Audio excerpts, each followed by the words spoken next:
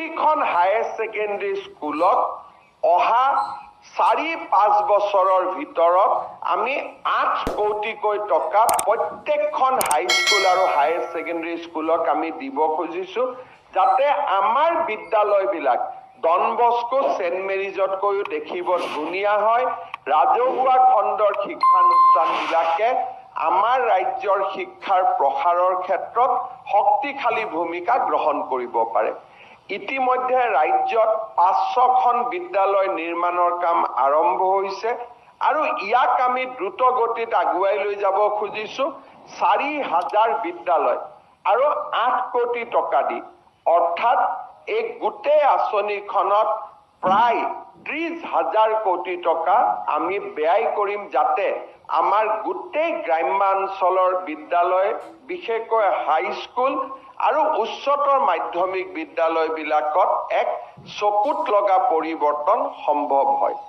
আমাৰ অংগনবাদী কেন্দ্ৰসমূহ কংগ্ৰেছৰ দিনত পাৰৰ বাঁহৰ লগত তুলনা কৰিব পৰা আছিল, যে পাৰ এটাও সোমাব তাত কষ্ট পাইছিলে, আমাৰ ল'ৰা ছোৱালী যোৱা দূৰৰ কথা।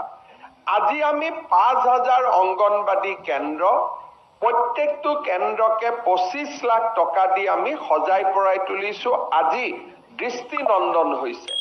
আমি আশা কৰোঁ যে অনাগত দিনত আমাৰ ৰাজ্যৰ আটাইবোৰ অংগনবাদী 50,000 অংগনবাদী কেন্দ্ৰক আমি এই ধৰণে নতুন ৰূপত সজাই তুলিব পাৰিম। প্ৰধানমন্ত্ৰী মোদী ডাঙৰীয়াই বিজুলীৰ যোগান ধৰিছে, কিন্তু এই বিজুলী আমি সৰ্বস্তৰৰ ৰাইজৰ বাবে কেনেকৈ সহজে উপলব্ধ কৰিব পাৰোঁ তাৰ বিষয়েও আমি গভীৰভাৱে চিন্তা কৰিছোঁ। মই গ্ৰাম্যাঞ্চলৰ ৰাইজক আশ্বাস দিব খুজিছোঁ যে যোৱা এপ্ৰিল মাহত আমি ইলেক্ট্ৰিচিটিৰ খৰচ প্ৰতি ইউনিটত 1 টকা হ্ৰাস কৰিছোঁ।